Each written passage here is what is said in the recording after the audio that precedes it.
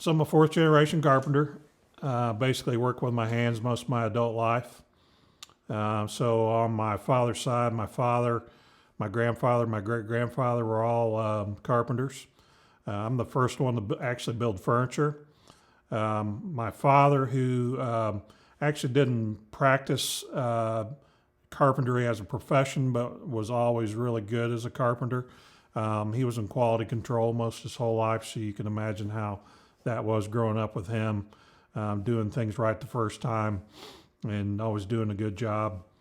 But it was always kind of nice to, when I was a kid, since I was never able to meet my grandfather and my great grandfather, it was always nice to be able to go back to where my dad grew up and have a connection with the places that they built when they were carpenters. And so I think that's kind of where I kind of got the urge to work with my hands. When I was a kid, my mom and dad constantly allowed us to tinker and take things apart, and we were pretty free range kids back in the day. So not a whole lot of adult supervision there. Kind of left our own devices. And but yeah, just over a period of time, when I was in high school, I took shop class, and I really enjoyed that. I was actually a pretty horrible student. I just barely graduated high school, and really the things that I excelled at were those classes that I had hands on with. So, I took woodworking and welding and auto mechanics and drafting and all that stuff. So, those were the subjects that I did well in. And as I got older, I went to college, became an aircraft mechanic, just kind of a continuation of wanting to work with my hands. And went to Vincennes, became an aircraft mechanic. I worked in the airline industry for a little while. And then after that, I left that and I actually went into show business. Worked for Live Nation Entertainment for quite a few years, on and off as a building engineer and working in operations and festival shows, that kind of stuff. So still working with my hands in those aspects of those jobs. But yeah, it was a lot of different career choices where, everything I've done in life was basically working with my hands. So I think building what I'm doing now, building custom furniture, is the culmination of those all those jobs coming together and all that skill that I've learned over the years. And we'll see if I can continue doing it or not. It's not exactly the easiest job in the world, but yeah, it's definitely a lot of fun. So how the heck did you end up stumbling across the airline mechanic job? So as a kid, I was always fascinated with flight, and my dad, I was in Boy Scouts, and one of the Boy Scout things was they took you up in an airplane. And so that was my first time being exposed to flying through the air in an aircraft. And not shortly after that, my dad got the bug to get his private pilot's license. So that's kind of where I was exposed to it first. And when I was in high school, the one of the main curriculums in the shop area of the high school, they actually had aviation courses. And I took, there was 2 years that you could take, and that's kind of where I got the bug. So when I graduated high school, that's what I ended up doing. I went to Vincennes and took their program on becoming an aircraft mechanic, and got my airframe and power plant license, and worked in the airline industry for about 3 years. Nice. There's a chair right there, dude. If you want to sit down, dude. Exactly what I'm doing. All right, my leg no longer is about to fall off. This is good. All right, so tell us about your family. So I'm married, no kids. And my father passed away about 3 years ago, and I ended up moving my mother in with us, which is nice. She took care of me for all those years, and so why not return the favor and help take care of her? Got a brother and a sister. Brother lives in Chicago, and my sister lives in Tennessee. Um, my mother's side of the family is actually can trace their roots back to the Great Smoky Mountains before the park was a national park. My great grandmother actually was born in the park, it's one of those connections that I really enjoy in life. That I can kind of go back and see those places that my family lived in the past. I've actually there's a few farmsteads that are in the park that are past aunts and uncles. That the farmsteads are still there. That it's now the national park's responsibility to take care of those farms. So that's kind of cool to go back and see the places where some of my ancestors lived, and not only on my father's side where they're carpenters, there was actually carpenters on my mother's side as well. One of my, I believe it's seventh or eighth uncle, actually had a farm in the park, and he was a farmer. Well, if you're a farmer, you're probably a carpenter too, so you got to be a jack of all trades. But that farm is still there. The National Park Service has preserved it, and you can still go back and visit it and see, how he, built the entire barn by hand. No nails or anything like that. All Morrison tenon, and it's a pin frame barn basically, so it's held together with wood pins. But yeah, that's another kind of cool aspect where I still have that connection to my past, that I can go visit the things that my ancestors built back in the day. Right on. When were you first exposed to woodworking, or maybe the idea of becoming a woodworker? When I back in my career as an adult, I kind of bounced around a lot, and I would say my first exposure to woodworking probably might have been with my father. When we lived in Tennessee, he did a huge addition onto our house. And of course, me and my brother were there. We were basically slave labor. And, we worked for our room and board. So my dad would put us to work doing whatever we could do.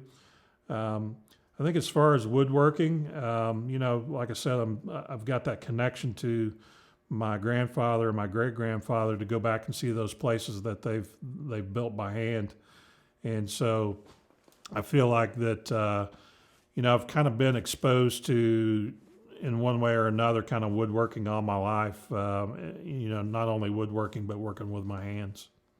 Nice. And when did you decide? At what point in your life did you decide to pursue woodworking as a trade?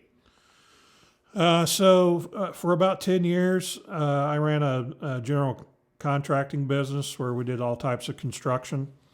And back in 2008, when we had the recession, made things really difficult, and I was doing really well, had the crash, kind of went downhill, kind of built things back up. And I decided that, that it had just gotten to be a kind of a slog, that there was so much competition in that field that it just didn't seem like it was worth pursuing that anymore. I was getting older. I didn't feel like that I wanted to abuse my body quite as much. And so that's kind of when I decided to start building custom furniture. We just started to get into this kind of farmhouse craze. Everybody was crazy about farmhouse tables and all this different types of farm style furniture. And so that's kind of where I took the leap. It wasn't easy at first.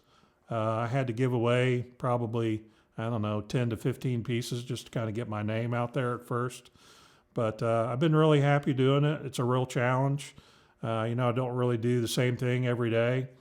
I'm doing different things in the shop, working on different pieces. I may be working on 6 or 7 different pieces at the same time. So, it's just part of it that, the day's never the same. And so that kind of keeps my mind active, and that's kind of why I enjoy it. So tell the people about the project that you did in 2019 that you enjoyed most out of everything else you did in the year. I'd have to say that my favorite piece was this big walnut mid-century modern console. Had a lot of angles on it. The joinery on it was extremely difficult. It took me about 4 months to build it. It's one of those things where you just can't rush through it. And it ended up being really just a beautiful piece. Was it perfect? No. Only not perfect in my eye. My customer really loved it. And that's great that, when you deliver that piece of furniture and your customer looks at it and, they're like, oh, this is beautiful. And you still look at it as, well, I made a mistake here or I made a mistake there. But yeah, definitely that was probably my favorite project just because of the difficulty level. It's one of those things where I really had to take my time and not rush through it. And it really came out pretty nice in the end. Hopefully you can give me a picture of that so I can maybe Mhm. display that. Yep, sure. That part of it. So you talked a little bit about an old barn. Is there any more to that story? My shop is in an old dairy barn. We live on a farm that's been in my wife's family for over 100 years. When me and my wife first got married, we moved into the house, and the barn at the time was being used to house cattle in it. My wife's uncle was raising cattle here. And when he retired, the barn kind of sat for a while, not being used. And just over a period of time, I kind of took the barn back over again, repaired. There was a lot of issues with it. The roof was in bad shape. There were structural issues. And so I just took the time to in a day when we are tearing down so many barns because to some folks, they've outlived their usefulness. And to me, this is just a piece of history that needs to be saved. And the last thing that I was going to do was tear it down.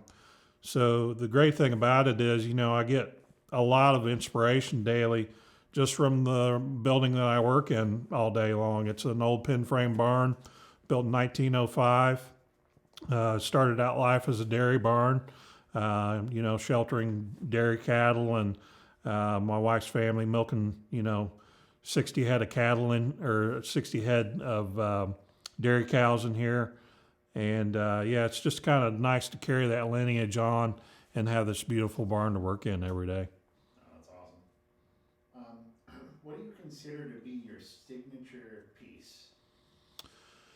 I think it goes back to that big mid-century modern console that I built. Like I said, it was a really difficult piece to build, and while not everybody loves mid-century modern furniture, I definitely do enjoy building it. I believe it's my favorite type of furniture to build, just because there's a lot of challenge in it, lots of angles, and it's just really just a treat to build it. Not that. I build anything that the customer wants me to build. I can't shy away from just because I don't like this or don't like that style of furniture. I wouldn't be in business if I treated it that way. But I'd have to say mid-century modern is probably my favorite type of furniture to build. Perfect. And can you just give us a few different examples of some different projects or different, I'd say projects maybe you've taken on in the last, or better put, you've completed in the last 3 to 6 months, just to give people an idea of some of the different types of projects you've taken on. One of the projects that I've taken on is there's a local cabinet shop here in town that wanted some of my product in it, some small mid-century modern walnut vanities. So I built those for them. I've got one customer that has really leaned on me a lot to build most of the new furniture in her home, and that has really been a challenge. She's a fairly high maintenance customer, which I have no problem with. As a matter of fact, I enjoy working with those types of customers, but it's nice to have that customer there that always comes to you to build their furniture with. So I've done that. I've done a little bit more restaurant work in the past year or in the past 6 months, building furniture for restaurants. That's normally a pretty good gig to get because, you know, once again, the public's seeing all your work. It's on public display. I'd have to say those are the most challenging projects I've had in the past 6 months or so. Cool. What would you say is the hardest thing about being, well, first of all, do you consider yourself a woodworker or a carpenter? And what would you say is the hardest thing about being either a woodworker or a carpenter by trade? Well, I don't really consider myself a woodworker or a carpenter. While those are that's the I guess the technical term that you could use to describe what I do. I consider myself more of a craftsman. A craftsman can mean a lot of different things, I guess. Um, I like to consider myself a craftsman, furniture builder. Carpenter covers a lot of ground. You could be a rough carpenter or a trim carpenter, or you could build furniture.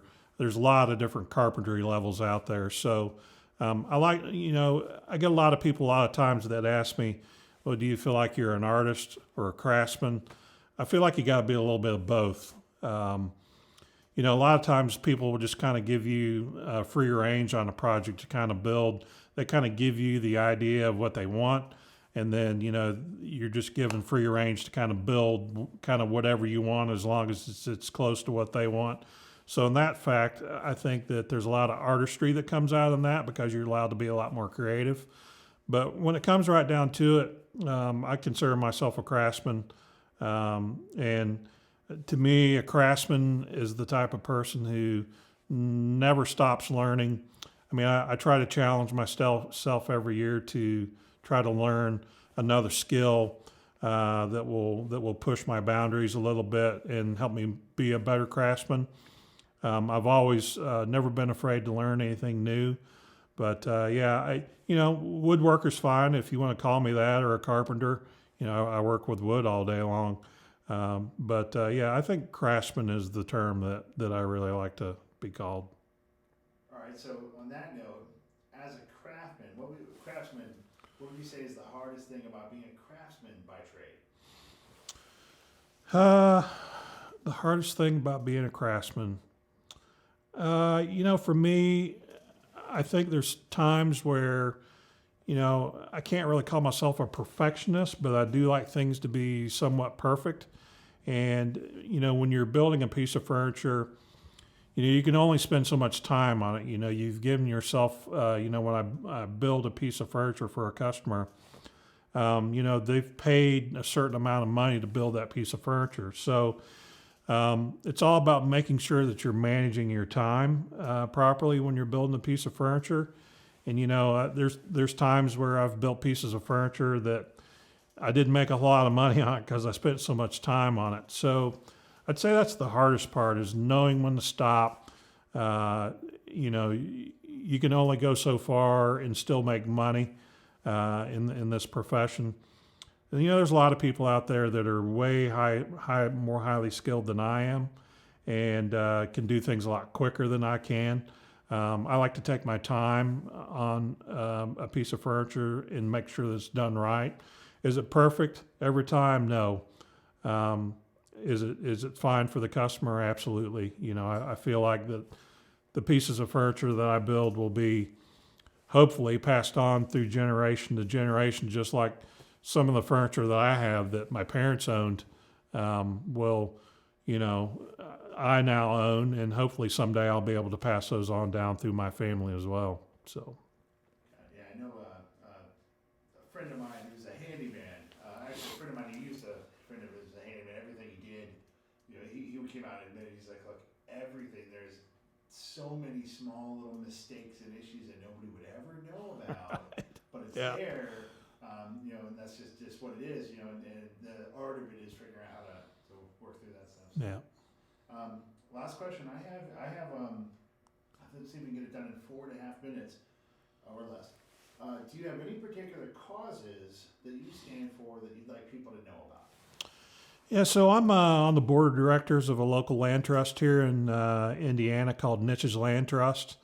And basically, their goal is to protect the ecosystems here in Indiana through proper stewardship of the land. Basically, what they do is they get land either donated to them or they buy it at a reduced rate.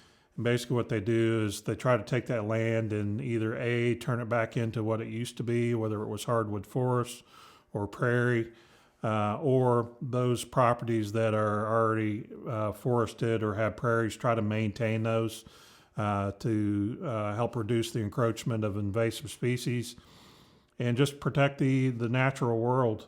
I think that's really important in this day and age that, you know, we just don't care enough for the planet like we should. Whether you call me an environmentalist or whatever, I just feel like that's important, not only because that's what I depend on my livelihood for, you know, preserving those hardwood forests and harvesting them properly, where they're here for me to be able to to use it, and then for future generations as well. So, yeah, I'm a strong believer in what Niches does, and I really truly enjoy being involved with them. Right on. Any other things you'd like to say, just to kind of conclude the interview, and other points that we didn't touch on that you'd like to put out there?